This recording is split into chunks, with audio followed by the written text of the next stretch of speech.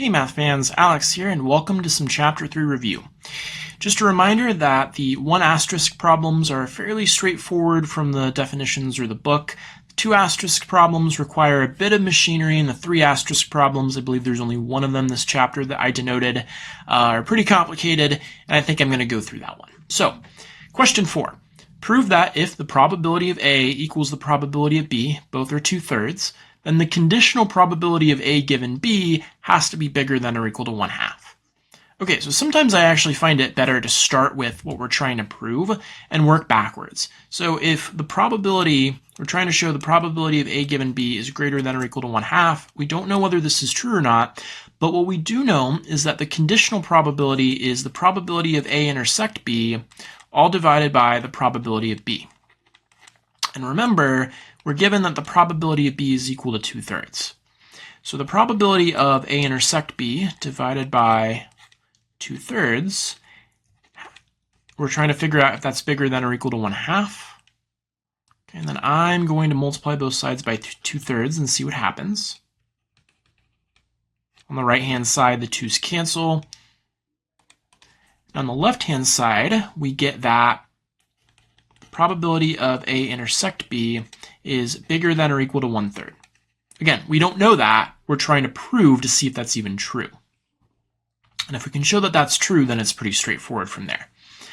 Okay, well, how do I relate intersections and stuff? Well, going back to chapter 1, remember that the probability of A union B is equal to the probability of A plus the probability of B minus the probability of A intersect B. Okay? And we know that probability has to be between 0 and 1, so at most, this is going to be 1. Okay? And at the very least, this is going to be 0. Okay, so how does that help us? Well, it helps us because I'm going to go ahead and perhaps maybe add the probability of this intersection to both sides of this inequality. And then we get that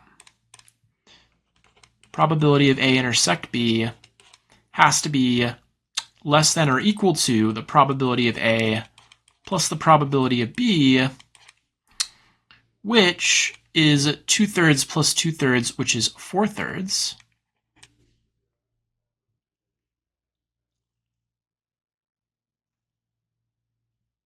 Okay, well that clearly doesn't help me, right? Because clearly this probability has to be less than or equal to 1, so it must be less than or equal to 4/3.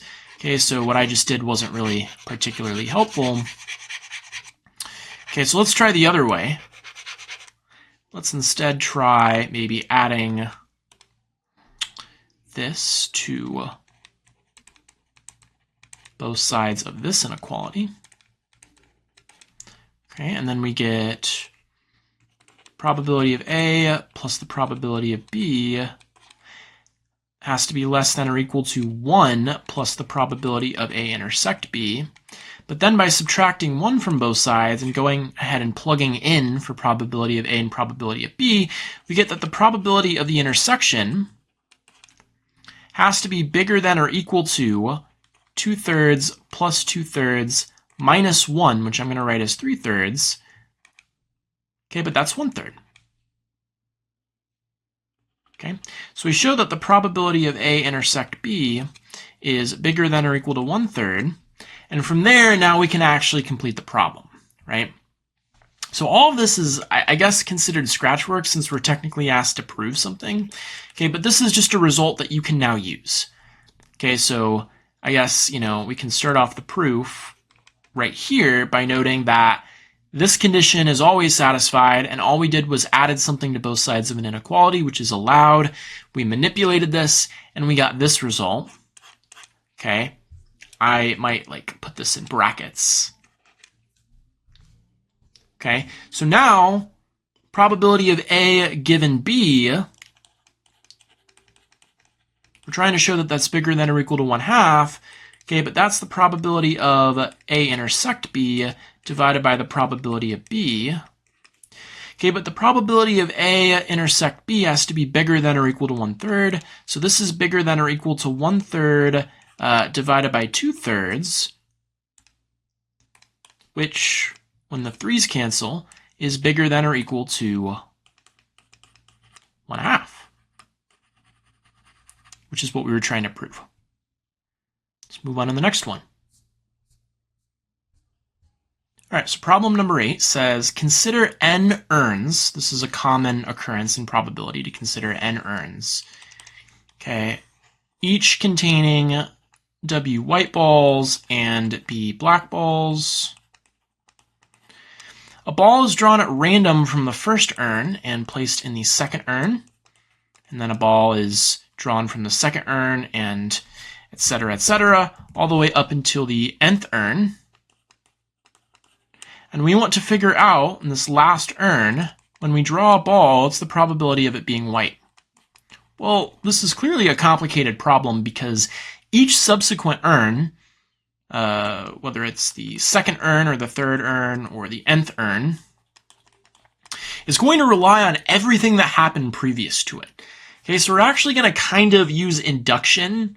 I'm not really going to formally show it, but we're essentially going to show that the probability of the ball being white in the second urn is the exact same as in the third urn, in the fourth urn, etc., each only relying on the previous one, which then relies on its previous one, etc. So I'm only going to do it for a couple, and then you'll clearly see that it's going to follow for the nth urn.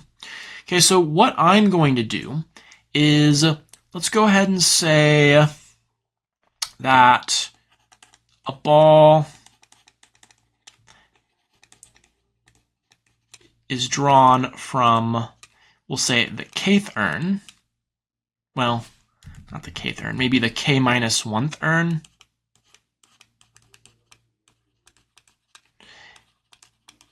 And placed into a kth urn. I should say, randomly drawn, right? Just to cover my bases there. Okay, and then we're going to define a couple of events. We're going to go ahead and let, well, maybe it would make more sense to define W sub k as the event where you draw a white ball from the kth urn.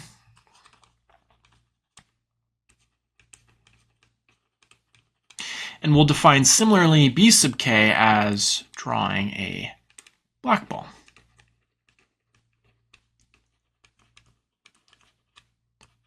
From kth urn. And, k ranges from 1 to n.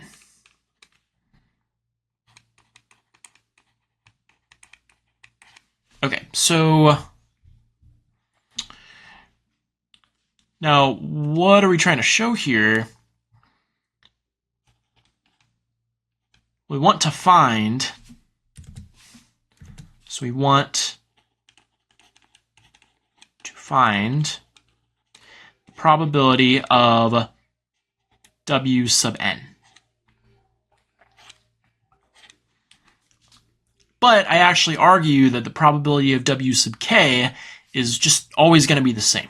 So let's start off simply, and let's find W sub 1. So what is the probability of W sub 1? Okay, well, in that instance, we're drawing a ball from the 0th urn, which means we're not even doing it. We're placing it in the kth urn, so nothing's happening. And we're just analyzing the first urn.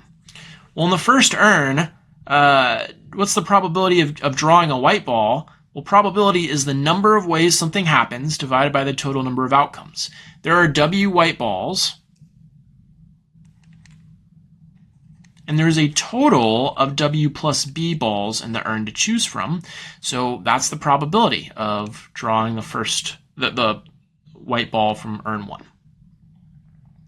Not too bad. Okay, what's the probability of W2? Okay, well, that's going to rely on W1's probability, right? Because clearly I could have either drawn a white ball and then placed it in this, or I could have drawn a black ball and then I could have put it in the urn. Okay, so the probabilities for those are probably going to differ a little bit. So we can break this up into mutually exclusive events. Okay, so we note that W2 is going to be the union of the events, let's see.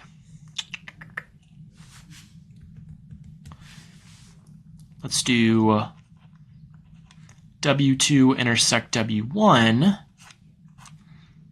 and W2 intersect B1.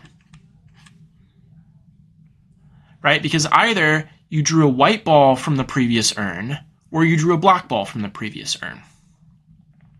Okay, so that means that the probability of drawing white 2, let's try to put this in terms of conditional probabilities. Since these are mutually exclusive, the probability is just going to be the sum of these two. So it's simply going to be the probability of,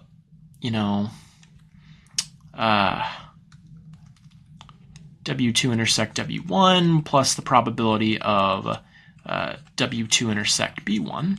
Okay, but I want this to be in terms of conditional probabilities. So this is going to equal the probability of W2 given W1 times the probability of W1 plus the probability of W2 given B1 times the probability of B1. Okay, now we're getting somewhere.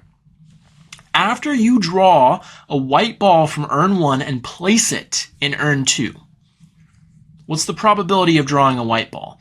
Well, if you draw a white ball and put it in here, there are now W plus 1 white balls. Okay? Out of a total of W plus B plus 1, because we just added that extra 1. Okay? So this probability stems from the fact that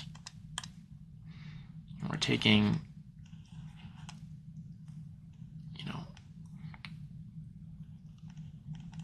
a white ball from urn 1, and we're adding it to the total. Okay, so maybe I should, try to denote it like this. So maybe we'll call this white. We're sticking it here. Well, now there's going to be, W plus 1 white, and there's still going to be B black. Okay, so this probability is going to be W plus 1 divided by W plus B plus 1. Now, what's the probability of drawing a white one? Well, we already calculated that. That's up there. That's W divided by W plus B.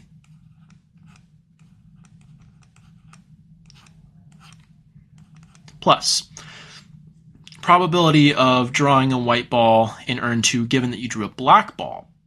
Well, there are still W white balls, right? The number didn't decrease. It's just that now we still have a bigger total. And the probability of drawing a black ball from urn 1, well, isn't that just the complement of this? So you would expect that to just be B divided by W plus B. Okay, let's work that out. By the way, I should probably box this. So that's what we got for probability of W1. Probability of W2 is what we're calculating right now, so let's go ahead and multiply all of this together. So let's see, this is going to get us, we're going to have a common denominator, right? Those are common, so that's good. So all of this is going to be the denominator of W plus B plus 1 times W plus B. And then on top, we're going to get W times W plus 1, which is the same as W squared plus W. Then on top, we have plus WB. Okay. Well, looks like I can factor a W out from everything. So that's going to get us W times W plus B plus 1, all divided by W plus B plus 1 times W plus B. And lo and behold, we get the cancellation that we wanted. Okay, so this is still W divided by W plus B. So we get that the probability of W2 is again W over W plus B. Okay. And really, this kind of begs induction. I mean, I guess I'll do it for one more, but hopefully you kind of see how to proceed. From the n-1 urn to the nth urn, you're still going to be adding this 1. And we're assuming that, you know what, let's just go straight for the induction here. Okay, so we're going to go ahead and assume that the probability of W sub n-1 is equal to W over W plus B. Okay. And this is strong induction, so really we're assuming, you know, probability of WK is W over W plus B for all K between 1 and n-1. Okay. Okay, so then we get what? We get that the probability of Wn is going to be split into the probability of Wn given Wn-1 times the probability of Wn-1 plus the probability of Wn given Bn-1 times the probability of Bn-1. Okay. So, given that I drew a white ball in the n-1 urn, I am placing that one white ball into the nth urn. Okay, so shouldn't be any kind of surprise that that probability is now W plus 1 divided by the total. And what's the probability of drawing a white ball? Well, by induction, we're assuming that that is still W over W plus B. Sorry, my handwriting was a little messy there. Plus, and then drawing a black ball, given that I drew a black ball, well, that's going to be just W over W plus B plus 1 times the probability Bn-1, which, if we're assuming this is the probability for a white ball, black is just the complement to that, so it's just going to be B over W plus B. And then, well, that's the exact same computation as above, so I'm not really going to repeat it. Okay, but we're going to get W divided by W plus B. And there you go.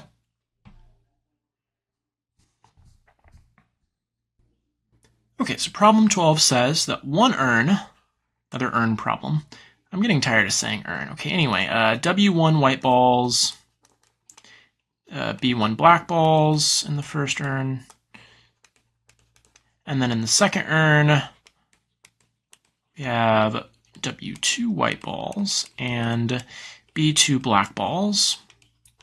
Okay, so here's the idea. The idea is that a ball is randomly drawn from each of these urns.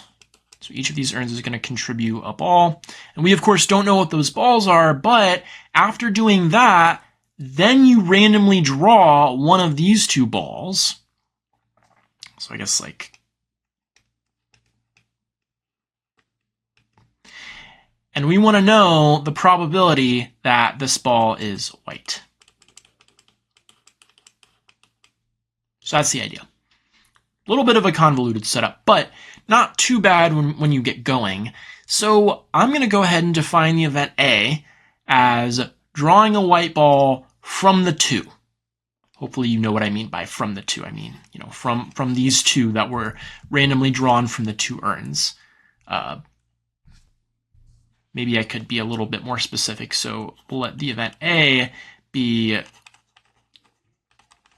drawing a white ball,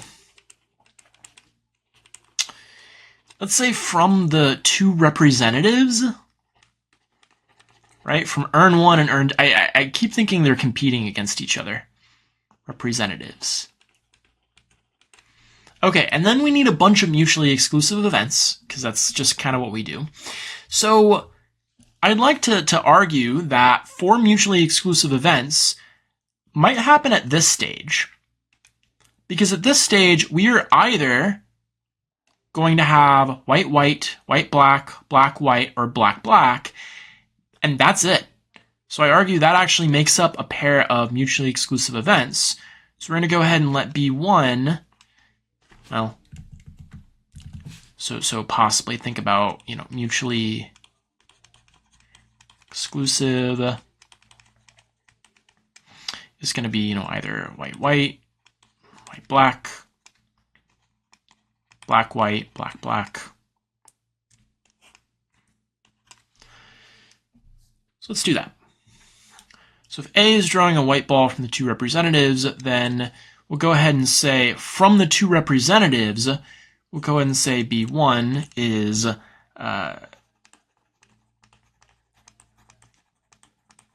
say the arrangement, white, white. And I'm not going to write the word arrangement a bunch of times, but, white, black, black, white, and black, black.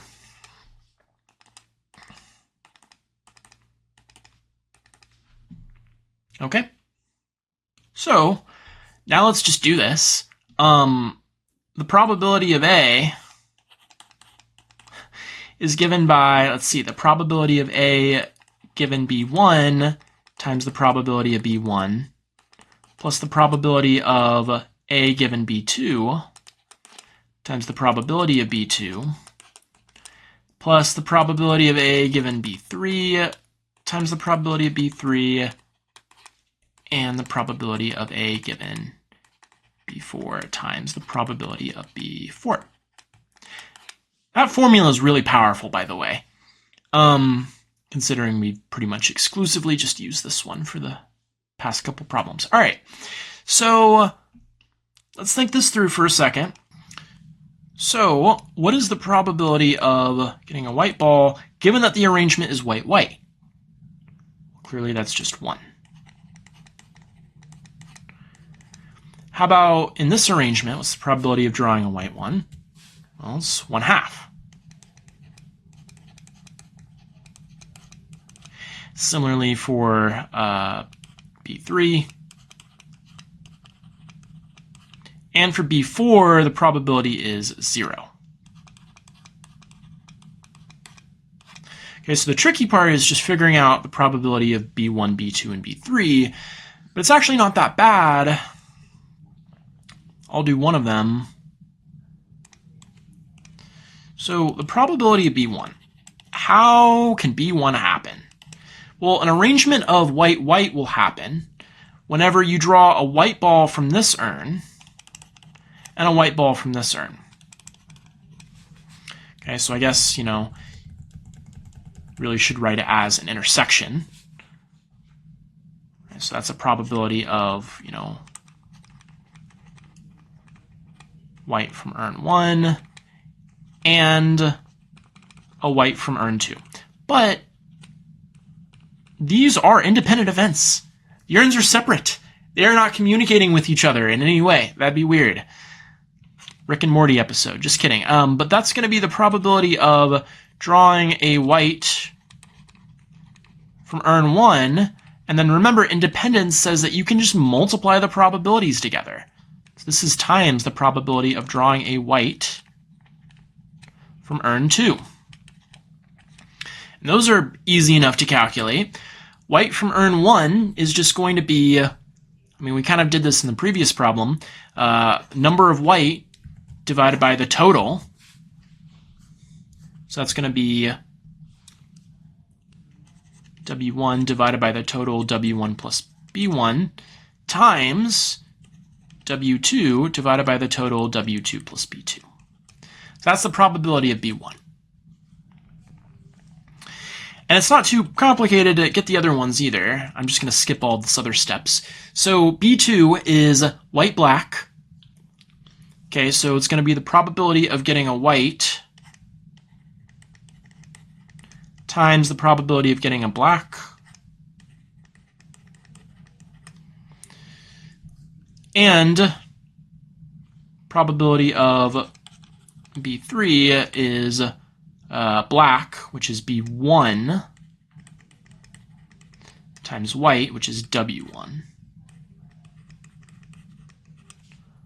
Okay. So now we're going to take that,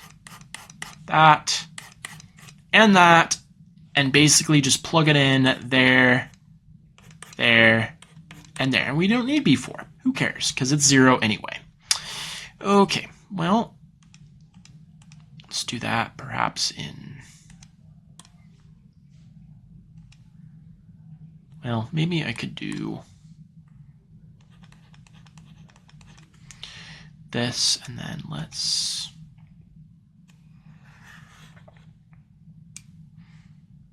copy that. I'll just put it right here.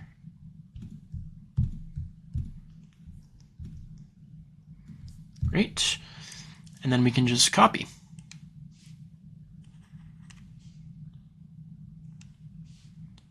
Okay, so this is going to equal 1 times probability of B1, which was,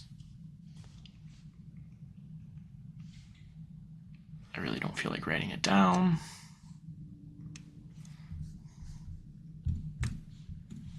Paste. And then we can go ahead and factor the 1/2 out, just to make it a little easier on ourselves. 1/2 times probability of B2 plus the probability of B3. So that was the probability of B2.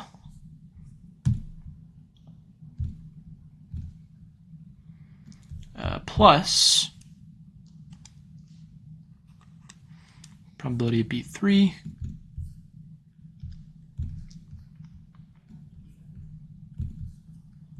And there we go. All right, now all we have to do is simplify this junk. All right, so at least there's going to be a common denominator, right? Because all these are going to have W1 plus B1, W2 plus B2. Kind of. It's just that this is going to have an extra 2 on the bottom, so to compensate for that, I'm going to have to put a 2 on top here. Okay, so this is all going to be 2 W1, W2 plus all this junk. So we'll have W1, B2 plus B1, W. That doesn't look right. That should be a W2, shouldn't it? Yeah, because symmetry. Okay, so that's B1, W2,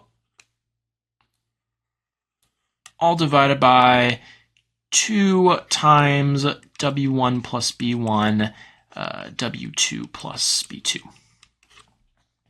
Okay. Now comes the tricky part. How do you, I mean, if you want to call this your answer and call it a day, fine.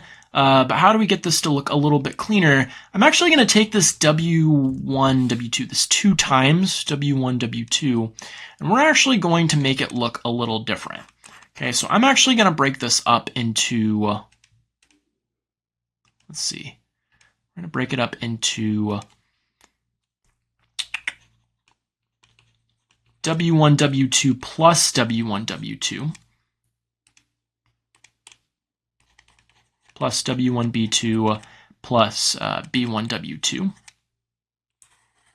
all divided by the denominator, which I'm going to go ahead and, we're going to write this 1/2 kind of out in front. So we're going to write this as that equals kind of 1/2 times that. And then we can just write W1 plus B1, W2 plus B2. Okay. Okay, so now I'm going to factor the top by grouping. Okay, so let's see, that's going to get us 1/2 times, that's going to get us a W1 times W2 plus B2 plus a W2 times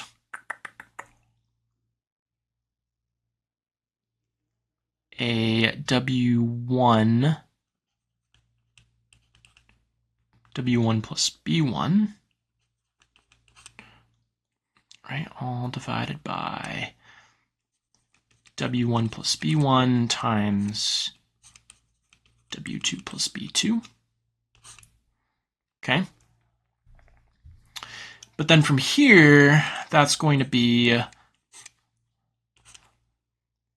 see, W1 plus W2 times W2 plus B2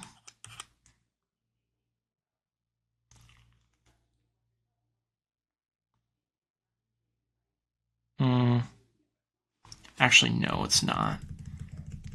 That's obviously not true. Let's see. Well, let's just divide each term. Okay, so this is going to be W1 times W2 plus B2 divided by that product. Yeah, I think that's the way to go. Plus W2 times W1 plus B1 divided by W1 plus B1 times W2 plus B2. Now the great cancellation comes. Cancel, cancel, cancel, cancel. And then we get that the probability is equal to 1/2 W1 over W1 plus B1 plus W2 plus B2. So an interesting interpretation there. Basically, you know, in the setup,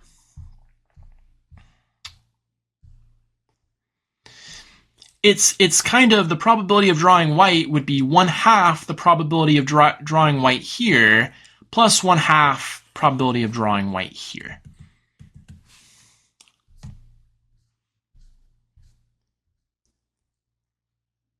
All right, next problem.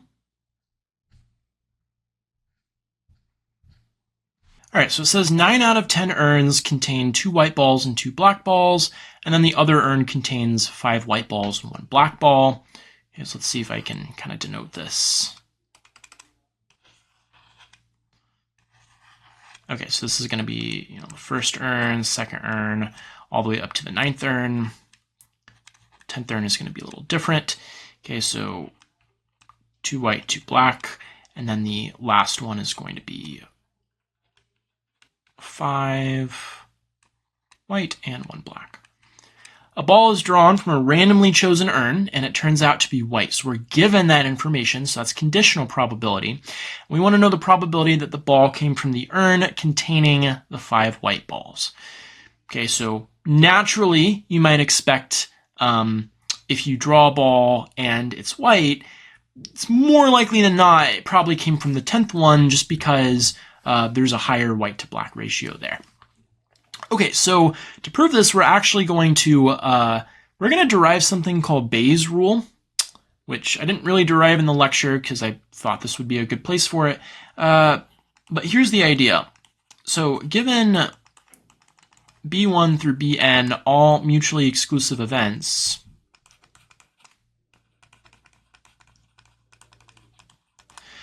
we have that the probability of B sub k given A, if you recall, that's the same thing as the probability of A and B sub k, all divided by the probability of A.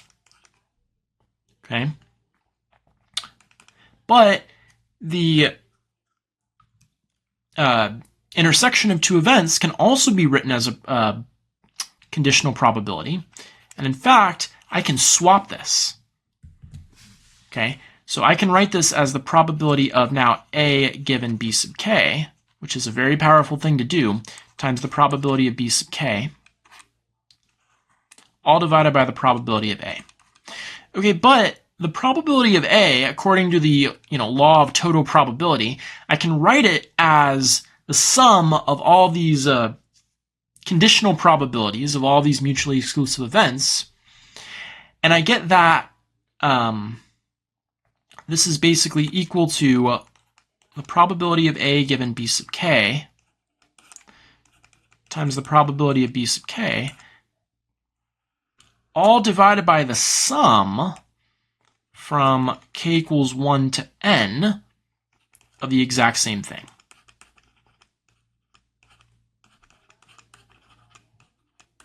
Okay, so I'm going to write that as the probability of B sub k given A, just like above.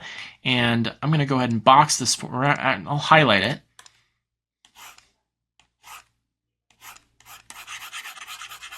I'll highlight it. And that formula right there, that is called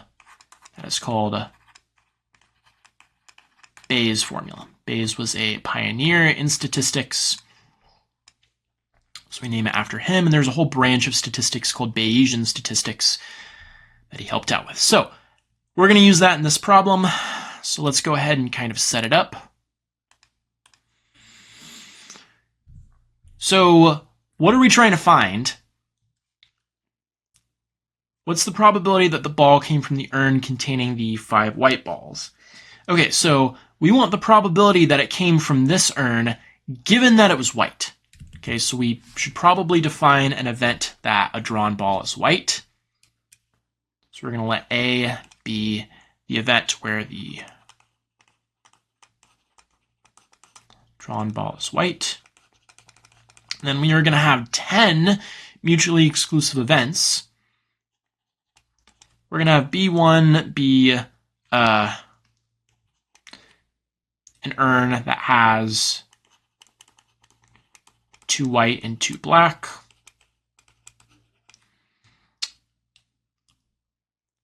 So, I should really be more formal with this, shouldn't I? So B1 is the event where the drawn ball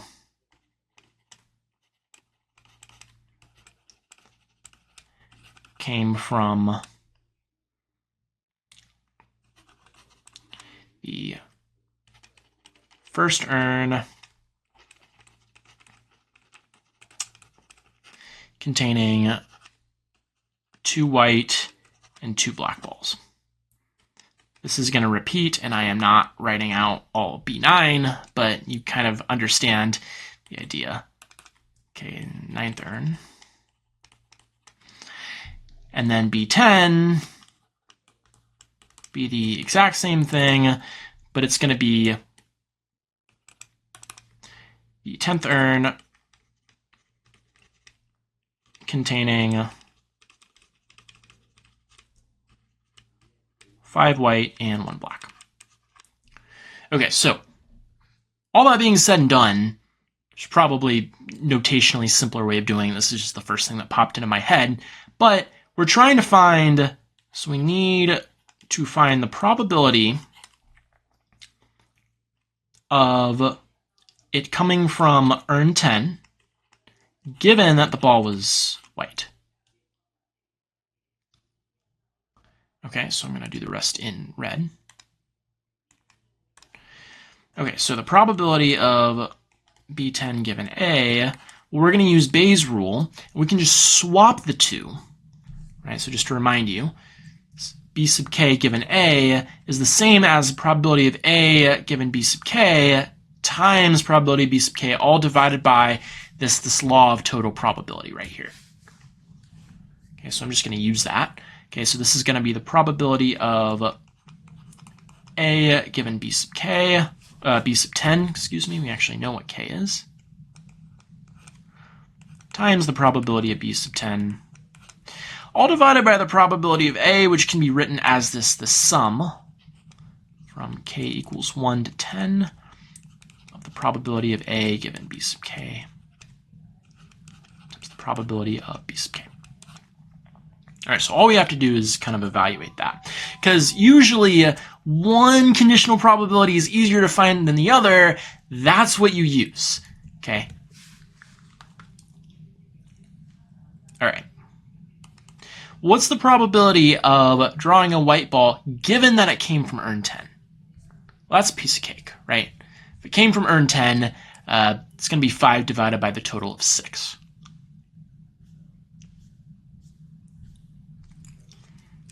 Right, so that's 5/6 times the probability that it came from urn 10. Well, all 10 were random. So the probability that you just happened to pick the 10th urn, that's 1/10. Divided by the sum. Well, the probability of B sub k, I'm just going to go and note that here. That's a constant. That's always just going to be 1/10. So that can actually be pulled out. Okay, so we have 1/10 times probability of A given B1 plus probability of A given B2, etc., etc. But they're all going to be the same. The first 9 are going to be the same. So really, this is going to be, I don't know, pick one. It's going to be 9 times the probability of A given B sub 1, okay, plus the last one, probability of A given B sub 10. I just don't want to write it that many times.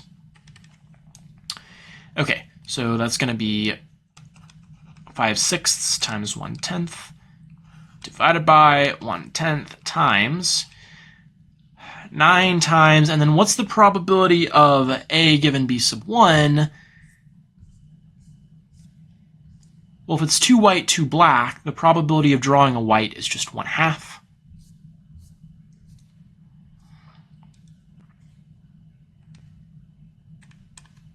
Okay, so this is going to be 1/2.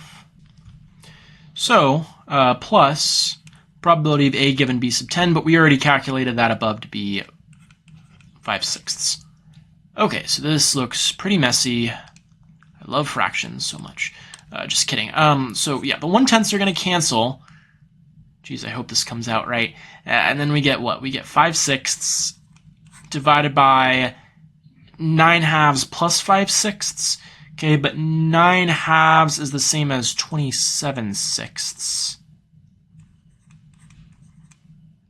Okay, so we get 5/6 divided by 32/6. And then the 6's cancel.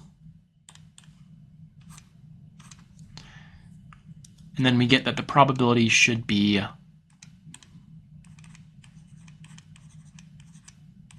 5/32. All right, I believe we just have one more to go.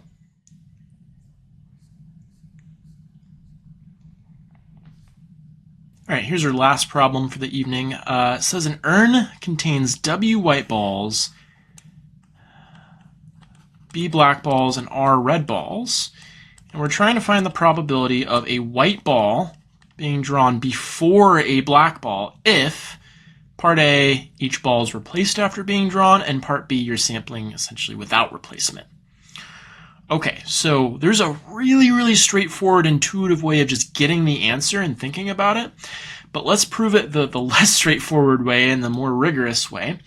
And to do that, we're essentially going to define the event A as exactly as it says, drawing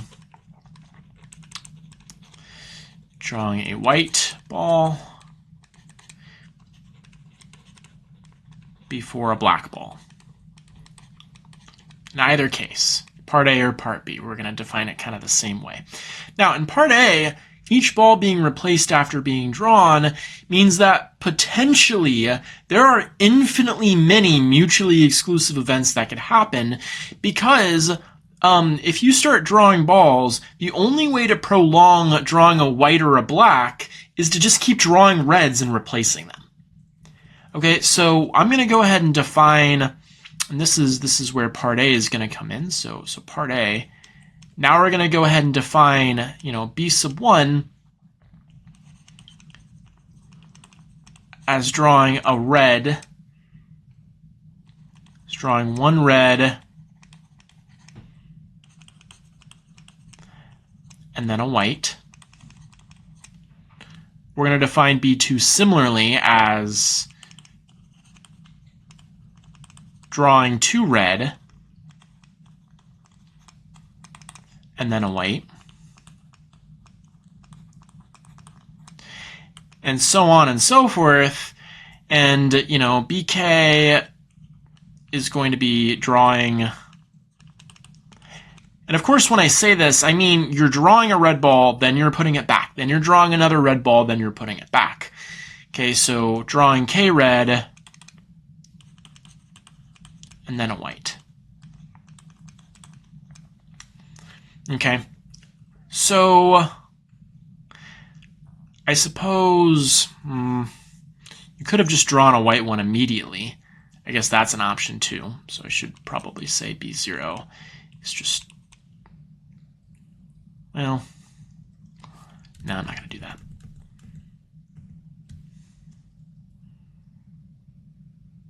Well, okay, maybe I should. So B0,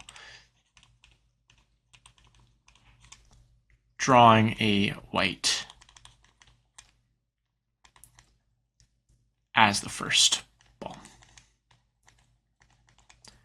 Okay, so basically, you know, the idea is this is just, you know, white, this is red, white, this is red, red, white, and you keep going, and since it's sampling with replacement, this could essentially go on forever.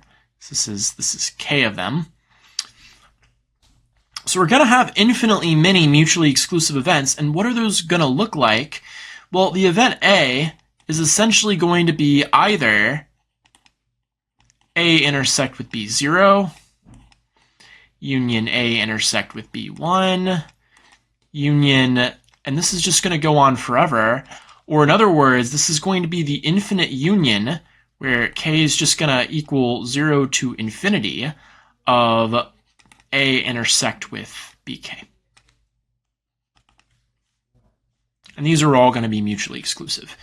And since they're mutually exclusive, we can go ahead and just say that the probability of A occurring is going to be the infinite sum from, you can say K equals 0 to infinity of the probability of A and B sub K, but we know that that's the same as saying the probability of A given B sub K times the probability of B sub K. Right? Now we just have to figure out what this is. And we're actually going to need the geometric series to do this because we have an infinite number of these. Okay, but what is the probability of A given that B sub K has occurred? Well, let's just kind of play around with this for a couple of them. Okay, so remember that the probability of A given, well, B0 is what? Well, it's 1, because if you draw a white one as the first one, it's the probability that you draw a white one. Well, that's clearly 1. This is what I've called white. What's the probability of drawing a white given that you first draw red and then you draw, yeah.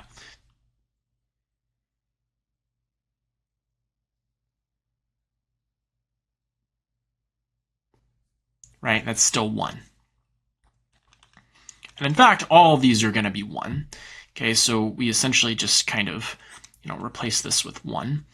And the tricky part now is finding the probability of B sub K. Namely, you know, what's the probability that you just immediately draw a white ball? Well, there's W whites out of a total of W plus B plus R total balls.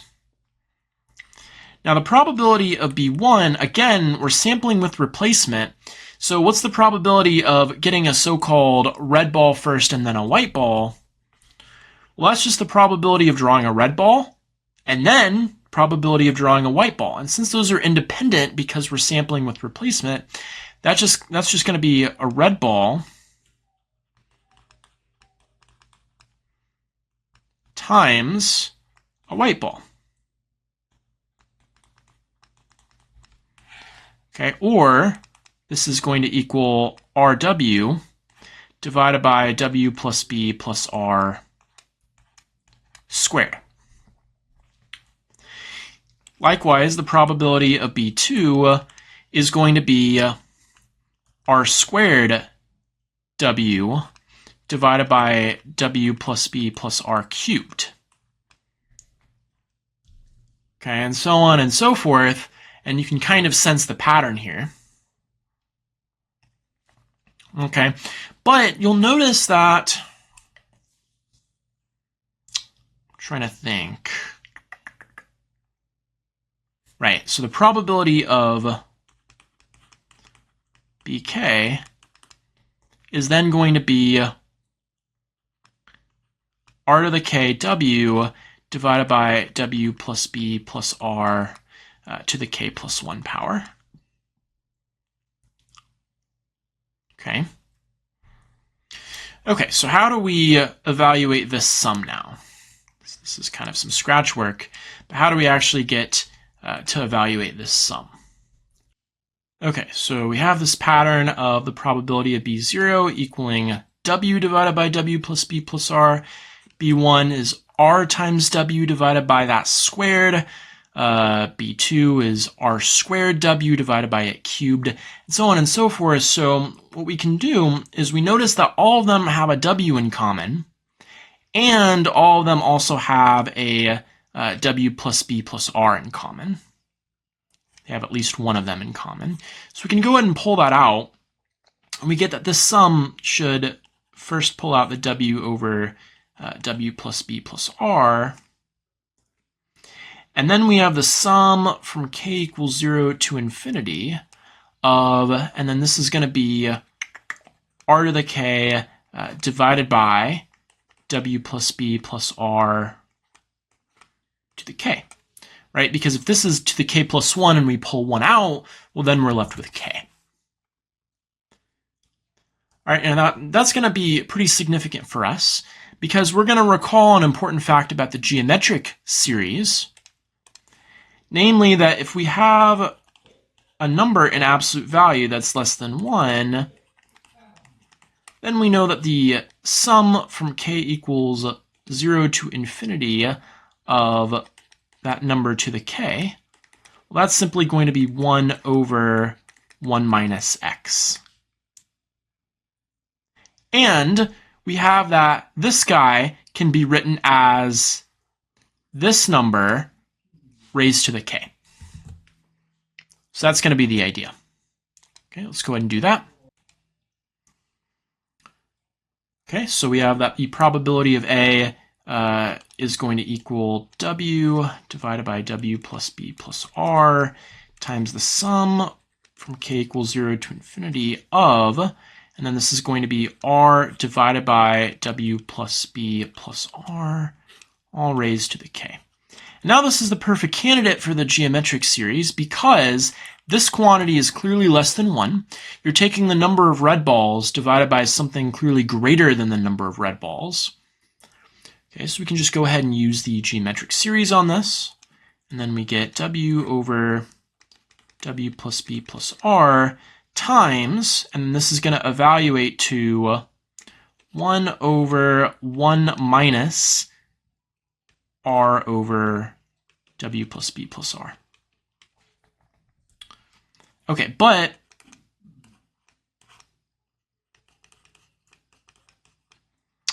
this is the same as 1 over, and then 1 minus, and then R over W plus B plus R. That's going to be the leftover. So if you're counting R balls, what's everything that's not R? Well, that's going to be W plus B, all divided by W plus B plus R. Okay, and then however you want to look at this, you can flip the reciprocal, or you could just realize that this quantity is actually going to go ahead and cancel with this quantity. Whatever works for you, but then in the end, you're going to get that the final probability of A sampling with replacement is just going to be W divided by W plus B. Okay. Now, part B, let's go ahead and sample without replacement. In that case, we have another sum that we have to take care of, but this sum is going to be a little less trivial because the b sub k's aren't going to have a natural pattern to them. Okay, so let's see if we can't enumerate what they're going to be.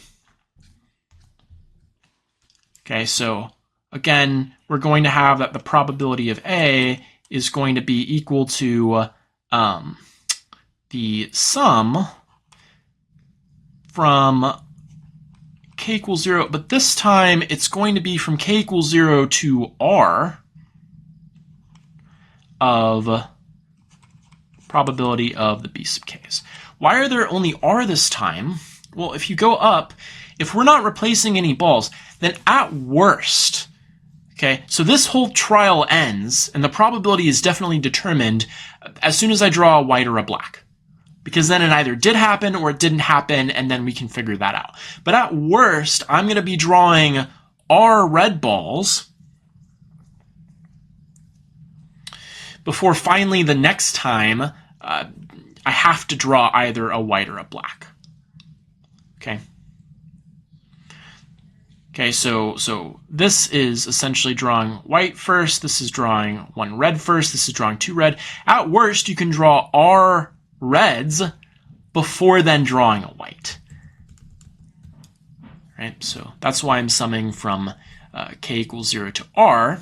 But let's figure out what these b sub k's are. It's going to be a non-trivial exercise. So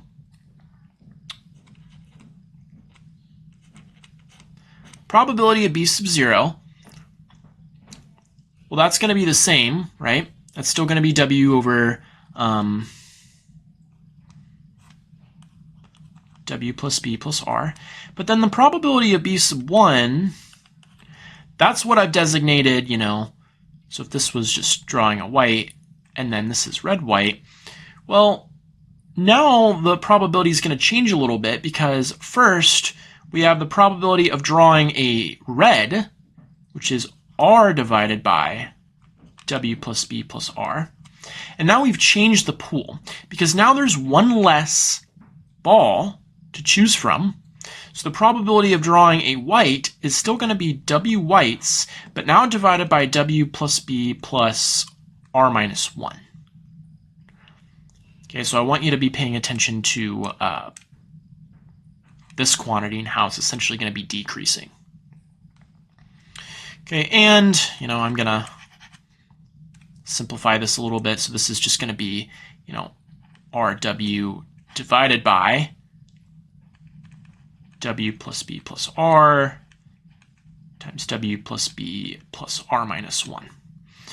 Okay, what's the probability of b2? Well, that's going to be r squared w divided by w plus b plus r, w plus b plus r minus 1, w plus b plus, and then r minus 2. Okay, so you can kind of see this is going to continue, and I don't want to, you know, be tedious. But then the probability of b sub r, well, that's drawing r's and then w, and we're dividing that by, let's see, w plus b plus r, w plus b plus r minus 1. This is just going to continue until we have no more r's left, and then this is just going to be w plus b plus r minus r, which is just going to be w plus b, I believe. Yep. Because this 2 matches that 2, so that r should match the r minus r. Okay. Anyway, how do we add all of these up? The whole task here at this point is basically, oh, you want to find the probability? That's fine. I just reduced the problem now to finding the probability of this sum. So we have to somehow find a way to add these fractions together, okay, which is not going to be the easiest thing in the world, but, you know, I wouldn't say it's difficult as much as it's going to be very tedious. So Let's see if we can find a way to kind of notate what I just did and what's kind of going on. Okay, so let's just take a look here. The probability of A is going to be the sum from k equals 0 to, I'm trying to think, R of all the probability of B sub k's. So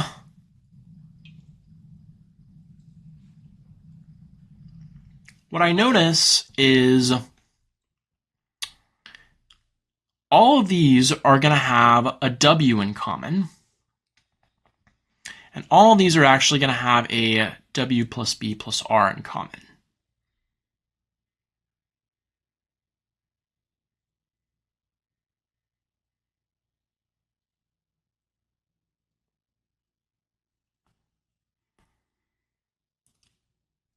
Okay, so let's actually kind of write this out. This is going to be painfully tedious. In fact, I'm going to need to do this on a separate line. Okay, so this is going to be W divided by W plus B plus R plus RW times W plus B plus R minus 1 times W plus B plus R plus, I'm just going to do dot, dot, dot here, plus R to the RW divided by W plus B plus R, W plus B plus R minus 1, W plus B at the very end. That's going to be the probability of A occurring. I'm actually just going to write that down here. So the first thing that I can do is I can go ahead and factor a W out, which means I can divide both sides by a W. The next thing that I'm going to do is I'm going to multiply by the greatest common denominator, which is just going to be all these multiplied together. Okay, so I'm going to go ahead and say that we have that the probability of A, and then since I'm dividing everything by a W, this is going to be divided by W, and I'm multiplying everything times the product of all of these multiplied together. Okay, so I'm just going to write it out. Okay, so this is going to be times W plus B plus R, W plus B plus R minus 1, etc. times W plus B. It's ultimately what we're going to get, and that's going to equal, doesn't really matter what that is, it really is going to distract from the solution to write it down, but if you did that, this would be what? Well, this would be, W plus B plus R minus 1 times W plus B plus R minus 2 all the way up there. It's just not going to include this term. What would go here will be everything except these two terms. What would go here? Well, nothing except R to the R. Okay, so ultimately that doesn't matter. But including the R's is embedded into this capital K. All right? Now, I can't really do a whole lot with this because I still don't know what any of this is. But what I will tell you is we're going to go back up and we're actually going to define another event. Okay, so now we're going to go ahead and let B, and I have to look at how I defined A, but we're going to define B as drawing a black ball before a white ball. So B is going to be drawing a black ball before white ball. Clearly, A and B are complements. You either draw white before a black or you draw a black before a white. And, it turns out that if you go through all this junk, what's going to change if I try to figure out the probability of B?